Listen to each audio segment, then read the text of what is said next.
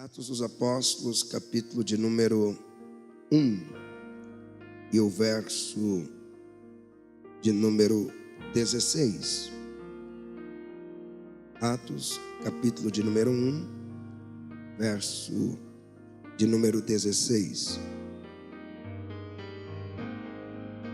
Homens e irmãos, convia que se cumprisse a Escritura que o Espírito Santo predisse pela boca de Davi acerca de Judas, que foi guia daqueles que prenderam a Jesus, porque foi contado conosco e alcançou sorte nesse ministério.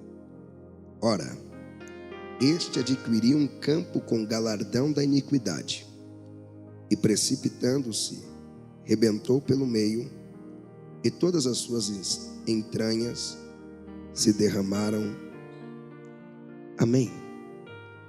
Olhe bem para cá. Eu desejo conversar com vocês hoje, dentro dessa ministração. Eu quero falar sobre o maior impedimento de todos os tempos. Até parece que a conotação daquilo que eu reservei para compartilhar seja negativa, mas de fato não é negativa. A verdade é que todos nós temos forças restritivas que lutam para que não venhamos alcançar os objetivos, para que não venhamos viver a realização dos sonhos, a concretização daquilo que planejamos. A verdade é que todos nós lutamos contra barreiras, seja elas externas, internas, barreiras que pessoas constroem, barreiras que o inimigo constrói. E algumas barreiras somos nós mesmos quem construímos, somos nós quem causamos. Esse texto que nós lemos, ele é muito propício para nós tratarmos de um assunto revolucionário. Primeiro, ele trata da maior equipe que já pisou esse planeta. E permita eu te dizer que a maior equipe que pisou esse planeta era uma equipe formada por pessoas simples, pessoas que tinham erros, que tinham defeitos, que tinham falhas. É por isso que o escritor Tiago, ele faz questão de dizer no capítulo 5 e o verso de número 17, que Elias era homem sujeito às mesmas paixões que nós. Ele coloca isso no plural. Elias era sujeito a cometer erros. Elias era sujeito a se envolver com a mulher errada. Elias era sujeito a desejar algo que não lhe pertencia. Elias era sujeito a paixões que nos incomodam e que pode destruir as nossas vidas. Mas o escritor disse que, entretanto, esse Elias sujeito às mesmas paixões, ele orou para não chover e não choveu. Ele orou para chover e choveu. Isso é para você entender que Deus, ele não está contando com as pessoas perfeitinhas. Aliás, se você conhece alguém que anda ostentando uma perfeição desequilibrada, o nível de vida com Deus, que não erra, que vive corrigindo todo mundo, chamando a atenção de todo mundo, cuidado com essas pessoas. Cuidado, até porque biblicamente não são as pessoas perfeitas que Deus usa. Quando lemos a Bíblia em Efésios capítulo de número 4 e o verso 11, olha o que o apóstolo Paulo está ensinando. Ele diz: porque ele deu uns para apóstolos, profetas, evangelistas, pastores e doutores, visando o quê? O aperfeiçoamento dos santos. O que significa isso? É que santidade é uma coisa e perfeição é outra coisa. Se quiser procurar alguém santo, é só olhar do seu lado e ver. Alguém que entregou a vida para Jesus é santo. Se quiser conhecer alguém santo, lembra da sua mamãe crente. Se ela anda com Deus, é mulher santa. Quer conhecer alguém santo? Lembra de um obreiro da igreja. Lembra de um crente da igreja que tem comunhão com Deus. É santo, pastor, mas ele erra. É porque ele é santo, mas ele não é perfeito. Mas deixa eu te motivar a dar glória. Você não é perfeito, mas já está em fase de aperfeiçoamento. Vai ficar perfeitinho, não tenha dúvida. Daqui para o arrebatamento, nenhuma mentirinha vai ficar mais aí.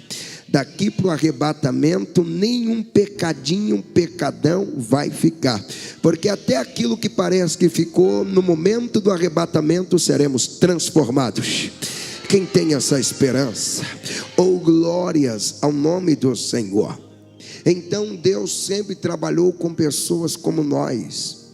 Pessoas que têm suas falhas, mas em meio às falhas tem um coração desejoso, tem um coração sedento, tem uma alma que clama por Ele, tem um desejo imenso de buscar mais da sua presença. Jesus montou sua equipe, a equipe não era perfeitinha. Poderia citar alguns exemplos. Olha o Pedro, quase cometeu um homicídio no Getsemane. Olha o Tomé, uma dificuldade de acreditar nos projetos de Deus.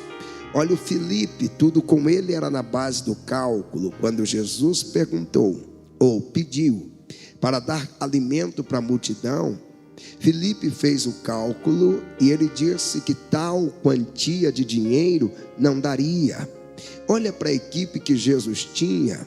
Jesus tinha o Tiago e João, que eles eram pavio curto, acho que nem pavio eles tinham, porque quando negaram a passagem de Jesus por Samaria, o Tiago e João não eram amistosos para conversarem, para resolver, chamar para a ideia, bater um papo. Ele olhou e disse: Senhor, ora, toca fogo, mata essa raça ruim de samaritano, esse povo não presta, não está com nada.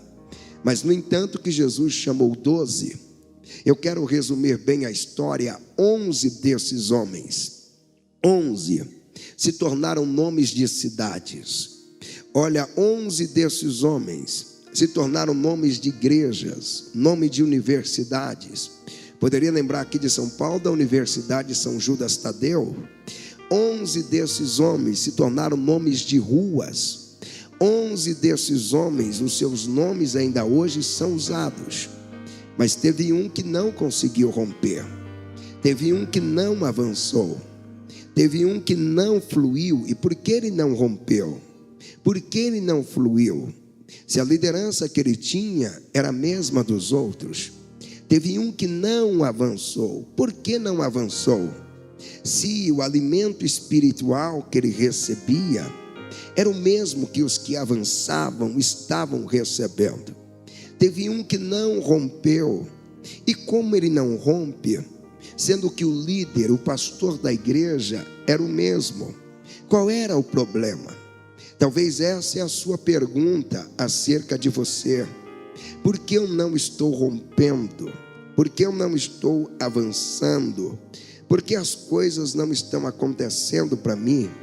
E as coisas estão acontecendo para o meu irmão. As coisas estão acontecendo para a minha irmã. As coisas estão acontecendo para o meu patrão. Os sonhos dos meus amigos estão se tornando realidade. O desejo dos meus parentes estão se tornando realidade. Porque eu sou visto como a ovelha negra da família, o zero à esquerda, aquele que não vai romper ou não está rompendo. Porque tudo de ruim recai sobre mim, os resultados mais baixos são os meus. Qual é o meu maior impedimento? O que está me atrapalhando? O que está me impedindo? O que está me limitando? Eu sei que dentro de você Deus plantou algo que te diz todos os dias que você pode chegar mais longe.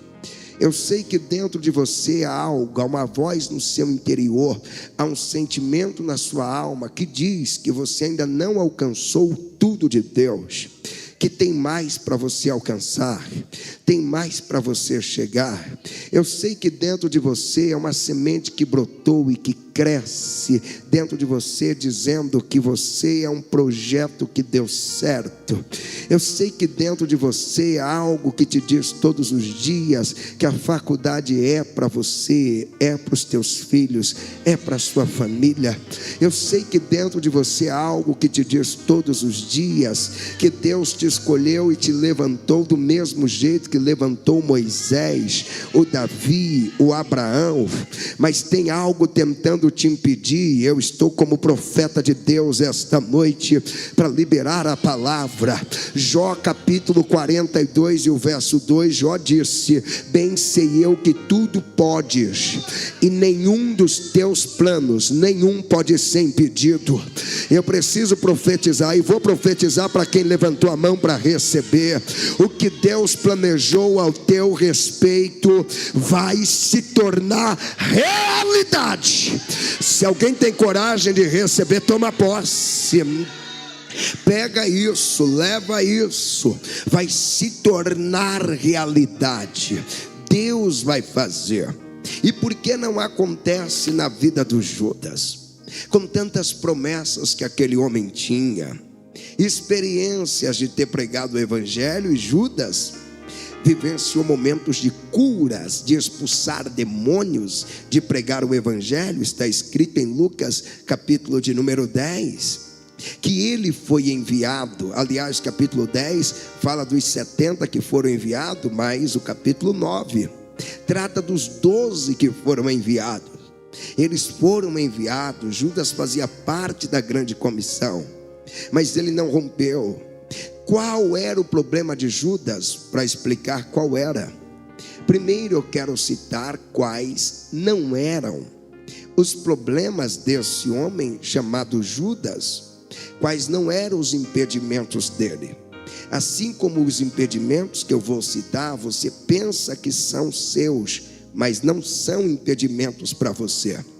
Talvez você está pensando que são problemas que vão te limitar, mas não tem esse poder.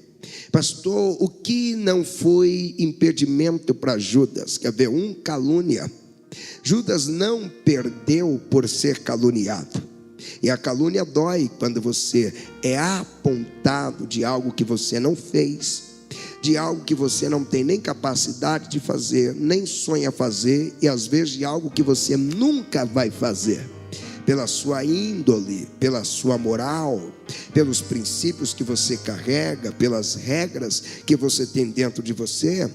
O impedimento de Judas não foi a fofoca.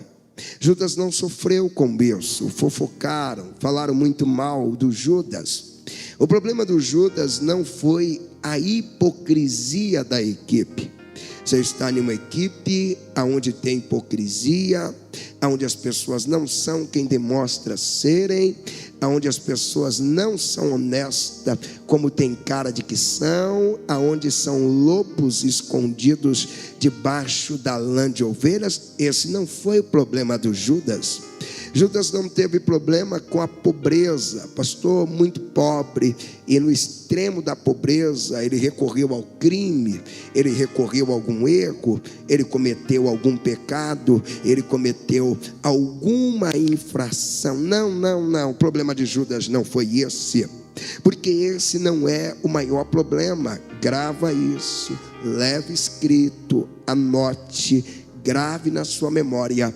O maior problema que nós temos, o maior problema que Judas teve, o maior problema e o maior impedimento de todos os tempos que Judas teve, foi o mesmo que Lúcifer teve, foi o mesmo que Adão e Eva tiveram, foi o mesmo que Davi teve, que não deixou com que ele construísse um templo, uma casa de adoração para o Senhor.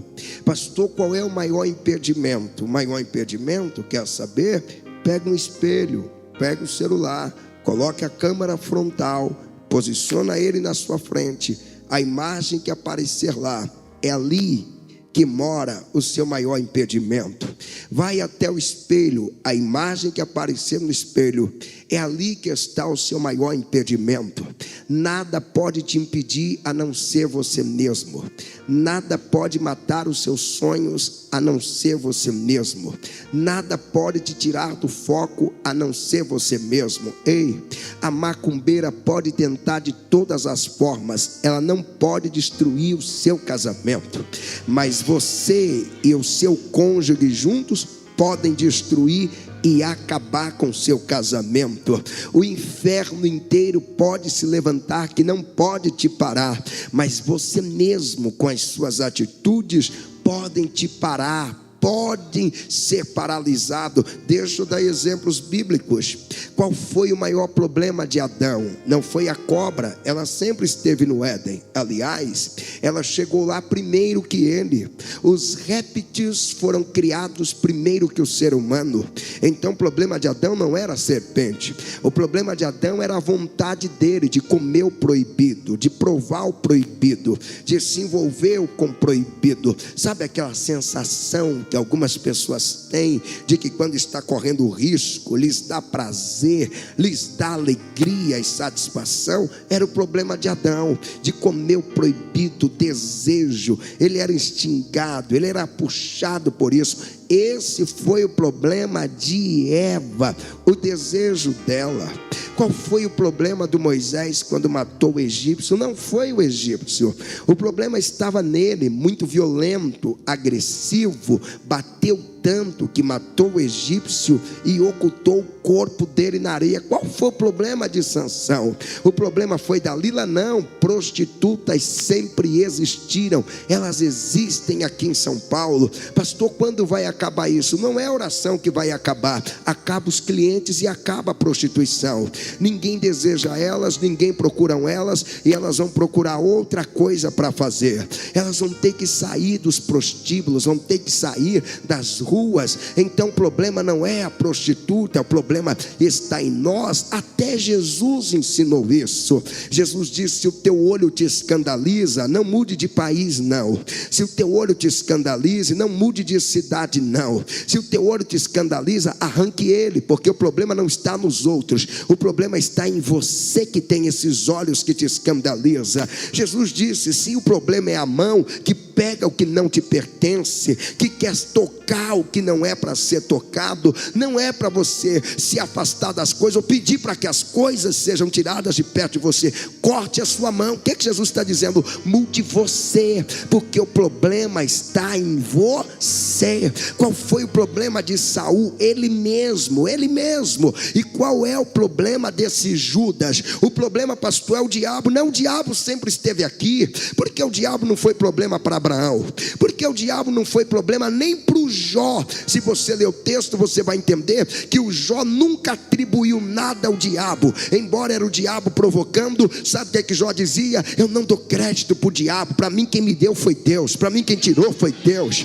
Eu não tenho nada a ver com o diabo, eu não vou atribuir glória nenhuma para ele, na minha vida ele não tem poder nenhum. O diabo sempre esteve aqui. Jesus nunca amarrou o diabo para viver vida de santidade. Jesus nunca trancou o diabo para viver vida de santidade. Jesus só o diabo que fica aí. Eu não tenho nada a ver com ele, eu não sou amigo dele, eu não ando com ele. O problema está em nós, o maior impedimento é nós. Mas esta noite Deus vai virar esse quadro nos ensinando. Sabe por quê? Você não será o seu maior inimigo, você não vai viver de autossabotagem. De hoje em diante você vai ser a maior solução para a sua própria vida. De hoje em diante você vai ser um canal de Deus para a sua própria vida. Se alguém tem coragem de receber isso, uma mão levantada é pouco, que erga as duas. Abre a boca e dê um grito de glória. Deus está no comando. No comando. O maior problema estava no Judas mesmo. Pare de ficar procurando problema em mim, que sou o seu pastor. Pare de procurar problema na sua mamãe. Para de procurar problema no seu pai. Para de ficar procurando problema no seu esposo. Para de ficar procurando. Ei, para, chega. Procure em você.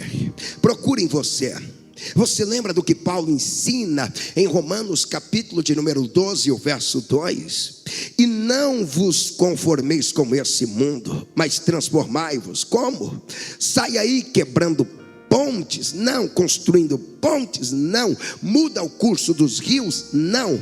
Represa as águas? Não. Muda o sistema político? Não. Amplia a empresa? Não. Chama o advogado? Não. Manda o pastor orar? Não. Faz uma campanha que está resolvido? Não. Paulo disse: sabe o que é que resolve? É renovar a mente. Sabe o que é que resolve? É pensar diferente. Sabe o que é que resolve? É alimentar a mente com outras coisas. Eu estou ousado hoje. Você veio aqui para sair transformado, e a palavra de Deus para a tua alma hoje é essa: nenhum pensamento maléfico vai continuar na sua mente, nenhum sentimento ruim vai continuar na tua alma. Ei, posso liberar o que Deus tem para você? Deus te diz: eu te chamei, é para ser mais do que vencedor. Meu Deus, já tem alguém de pé para receber? Eu posso liberar o que Deus vai fazer na tua vida? Olho não viu, ouvido não ouviu, e não subiu ao teu coração. Se tem coragem de receber, aplauda Jesus. Pega! Oh glória, oh glória, oh glória. Halamaite amikovia teremicoma nuriasai de plefeasoria.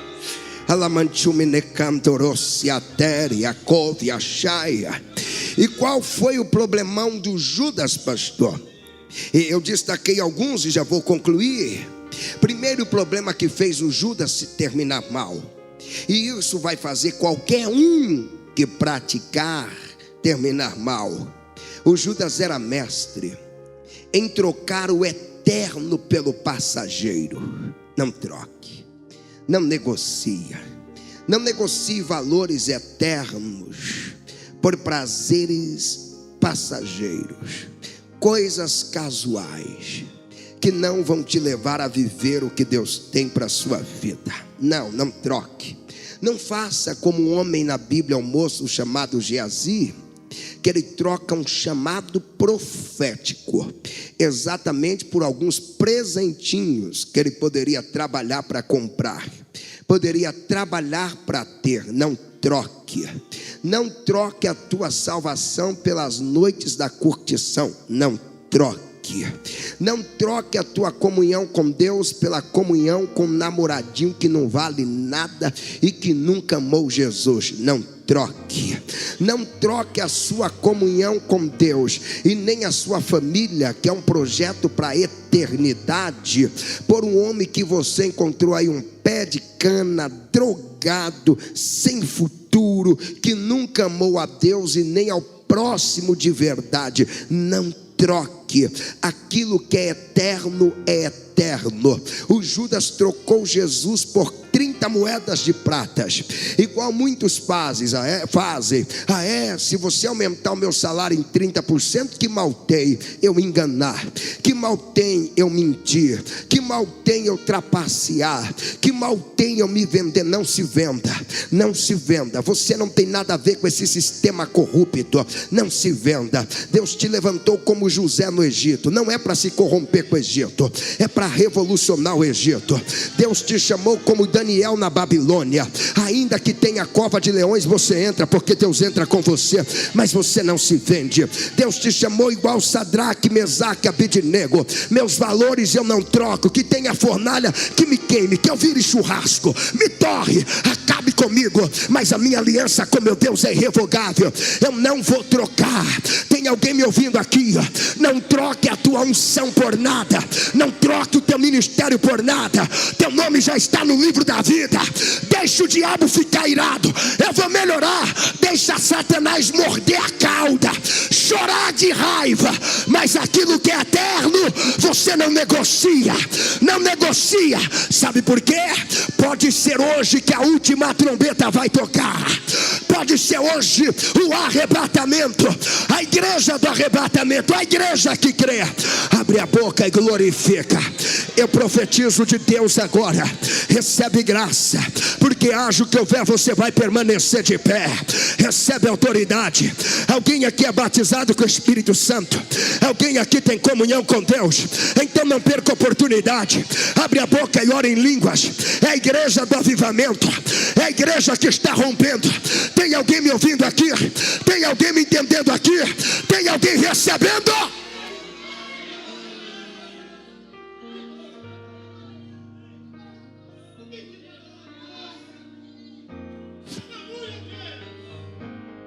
Se você não der valor às coisas eternas, você vai ser um grande impedimento para a sua própria vida. Você vai ser um problema para você, um problema para mim, um problema para o governo. Você vai ser um problema para todos.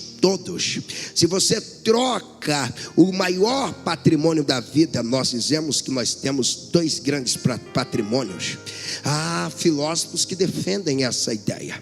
O primeiro grande patrimônio é a vida, o segundo, a liberdade. Se você troca a sua liberdade por um carro que você rouba, se você troca a sua liberdade por um golpe que você dá em alguém, se você troca a sua liberdade por uma arma, você não aprendeu a valorizar o que é eterno. Você está trocando as coisas eternas pelas coisas banais. Me escute mais para concluir. O Judas, ele cometeu um outro problema e eu encerro agora. O Judas fechou o coração para Jesus e abriu para o diabo. O relacionamento de Judas com o diabo não era relacionamento no nível ideológico, não estava no nível da opressão. Pastor, o que é opressão?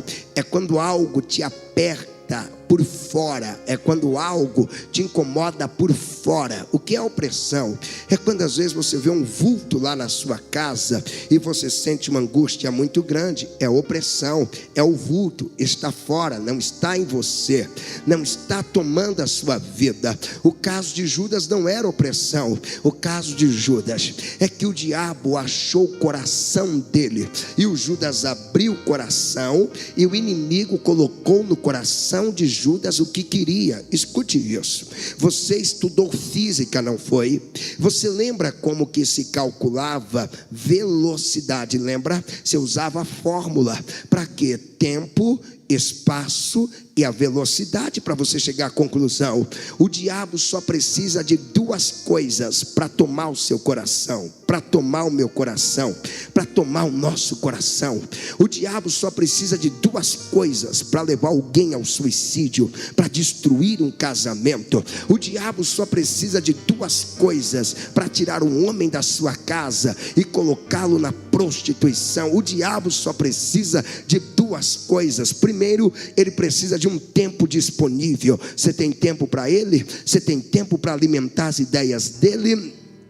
Você tem tempo para conversar com ele? Você tem tempo para projetar com ele? Esse horário pode dar errado, não, outro horário vai dar certo. Não, eu estou pensando assim, o tempo. E às vezes você gasta tanto tempo do seu dia pensando em coisas maléficas, projetando como matar alguém, projetando como enganar alguém, projetando como trair alguém, projetando como passar a perna em alguém, projetando como fazer o mal para as pessoas. Você gasta muito tempo com isso. Então a primeira coisa que o diabo precisa é tempo. E segundo, espaço. Se ele tiver um espaço disponível, compatível para o pecado, se ele tiver lá na sua casa um quartinho vazio, aonde ninguém chega, aonde ninguém entra, o espaço pode ser perfeito. Se tiver aquele espaço aonde não tem ninguém, você está contando o dinheiro de alguém, o espaço pode ser perfeito.